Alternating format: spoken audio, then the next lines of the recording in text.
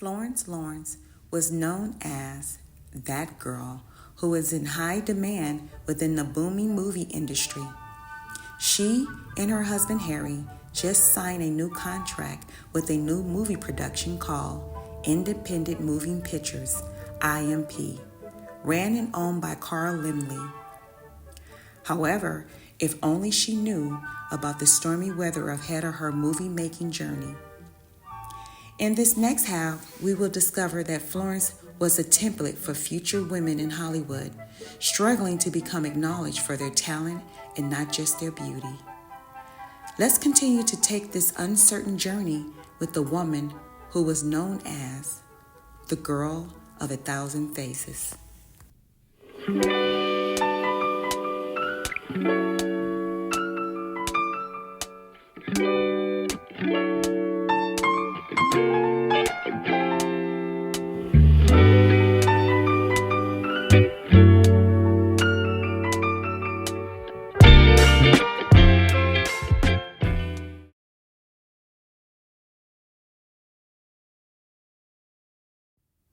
Later that year, Carl Laemmle, head of Independent Moving Pictures, IMP, was not only the early visionary for movie stars' public relations, PR.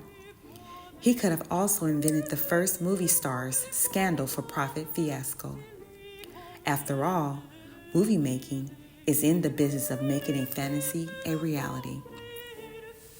Florence was rumored to have been in a fatal streetcar accident while filming on location in the street of New York. IMP was a major machine behind the lie. The company published a strange statement in a newspaper stating, "We nailed a lie," quote unquote. The article continued to say, the reason for the act was because of their rivalry with other studios and that Florence Lawrence is in the best of health. It goes on to say she is making a movie for IMP with her best performance about to be released soon.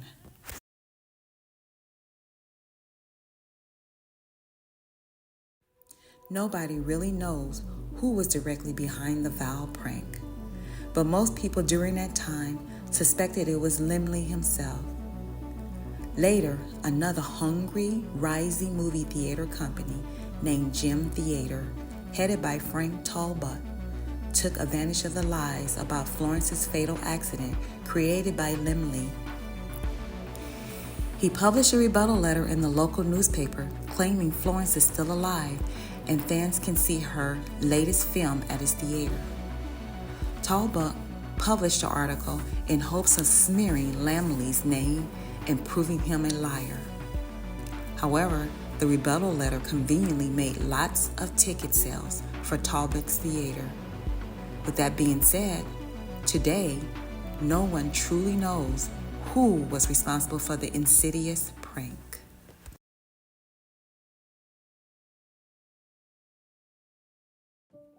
All the scandal surrounding Florence, unfortunately, pushed her talents in the shadows.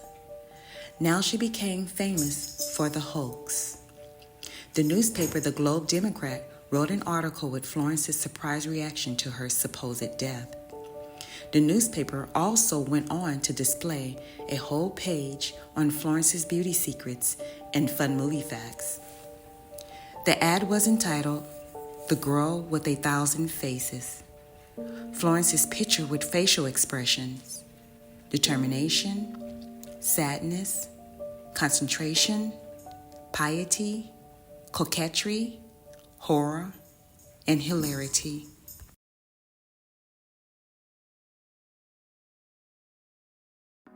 Meanwhile, Laemmle boarded a train to St. Louis for a 2-night engagement appearance with Florence and at the time, leading man King Bagot, Florence's co-star of the new film she was to be cast in.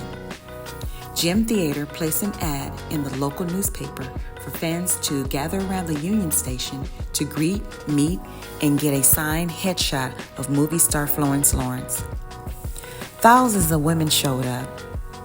The Time News said, "The flood of femininity that swept towards her was like an avalanche. and that the crowd pressed her so closely that it appeared she would be trampled underfoot, quote unquote. Florence experienced a frenzy of wild fans who were grabbing her buttons off her coat. The newspaper reported this has never happened before. After using Florence as a template for the money-making machine, IPM and others in the industry started to use other silent film actors for media promotion and endorsements. The fans wanted to know more about their film idol and demanded for more intimate details of the star's personal life. Hence, the start of celebrity gossip magazines, including, at the time, Photoplay, before there was a Hollywood gossip.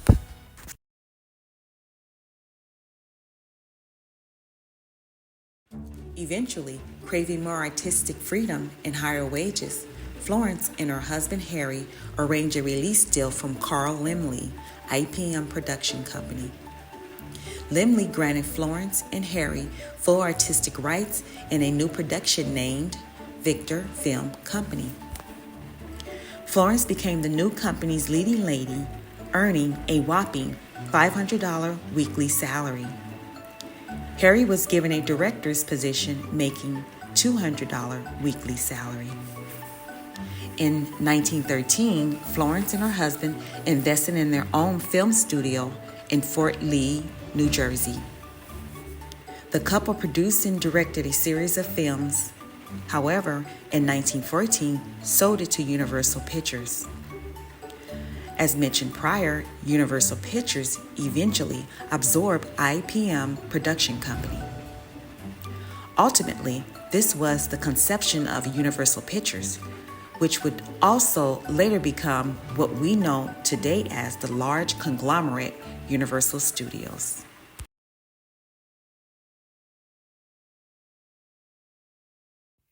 One shattering day in 1915, during the filming of Dawns of Destiny, an accidental studio fire broke out. Unfortunately, Florence was badly burnt. She suffered from painful detrimental injuries, and most of her hair was badly scorched. The most crippling blow was a serious fall she experienced due to trying to avoid the blazing flames, which fractured her spine. Months later, Florence physically recovered enough to return back to work. However, she never recovered emotionally from this devastation and shock. To make matters worse, Universal Pictures refused to compensate Florence's physical therapy and doctor bills. Furthermore, Florence was still under contract with Universal Pictures, and in 1916, she physically experienced crushing pain and debilitating emotional setbacks.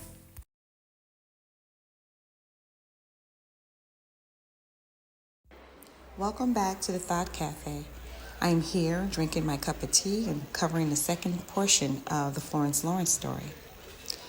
As you can see from the last section I just covered, Florence's life just took a turn for the worse.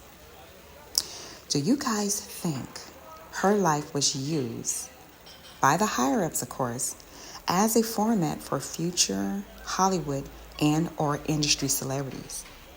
Now hear me out, let me explain.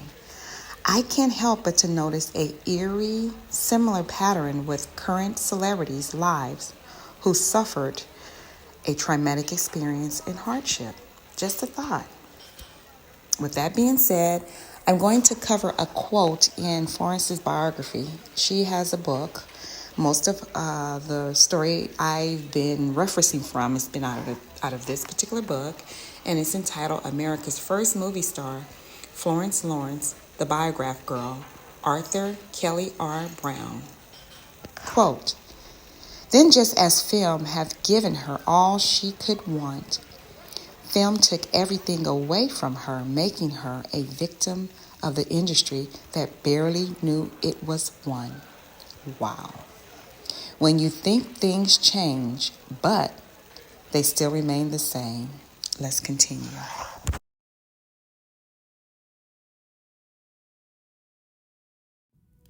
After 12 years of marriage and the stress of Florence's rehabilitation, which later weakened the couple's financial security, she and Harry divorced in 1920. Florence later met and married a car salesman named Charles Byrne Woofing in the following year in 1921. Later that year, Florence tried to make a Hollywood comeback but was not successful. During this time in the mid-20s, talkies were right around the corner. A lot of silent movie stars did not manage to transition successfully due to their unpleasant voice tones. In 1929, another distressing event occurred in Florence's life: the death of her mother, Starlet, aka Lotta. Under those depressing circumstances, Florence and her new husband, Charles, opened a cosmetics store in Los Angeles called Hollywood Cosmetics, selling theatrical makeup. Florence also created her own makeup line. However, Florence and Charles made poor business decisions. The store sales were poor and they were forced to close. They too later divorced in 1931. Florence was unlucky in love as well as business. She later married again for the last time to Harry Bolton, who was an abusive alcoholic and beat her severely. The marriage was immediately annulled 5 months later.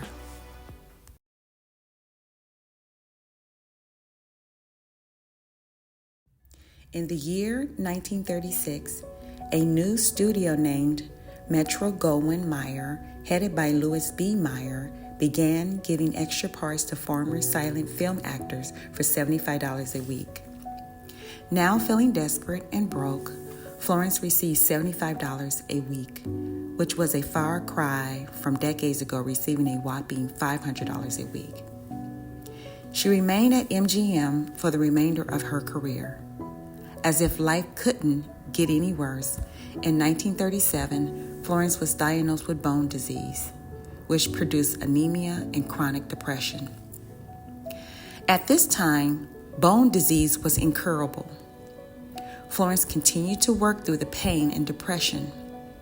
Fragile and insecure, Florence was granted pity by the studio's handworker, Robert Binlow, and was allowed to move in his West Hollywood home with his sister.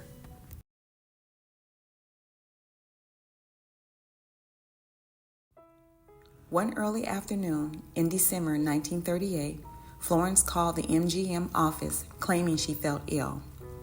Later that evening, Florence was found unconscious at her home in West Hollywood.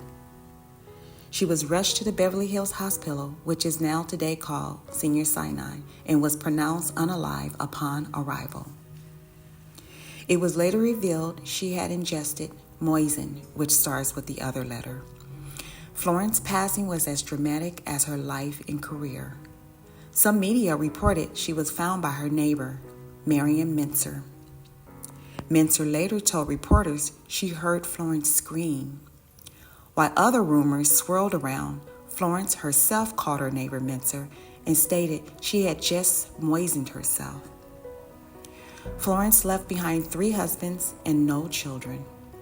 Although she played silent parts, her legacy should not be silent and forgotten. Florence was finally given the opportunity to rest in peace. We will end her story with this final quote by Arthur Kelly R. Brown from her book, The Biograph Girl. Quote, "So I've written about Florence's story in the hopes that she will now be remembered as she deserved to be." End quote.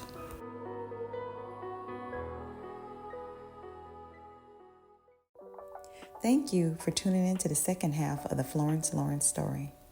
I would like to share a bonus about her life. Did you know she invented the turn and brake indicator on our automobiles today? Sadly, she never patented her invention, but it does prove how brilliant and talented the woman truly was. Unfortunately, when she was here, she didn't get her kudos, or even in passing. But with this video and the book I mentioned earlier, The Biograph Girl by Kelly R. Brown, we can finally give her flowers today. So what do you think about Florence's turbulent life, her failed business adventures, her marriages, the abuse she experienced from people that she thought she can trust? Please share your thoughts, leave your comments below, like, subscribe, hit the notification bell so when I drop another video, you will be notified. Until next time, because everyone has a story. Ciao.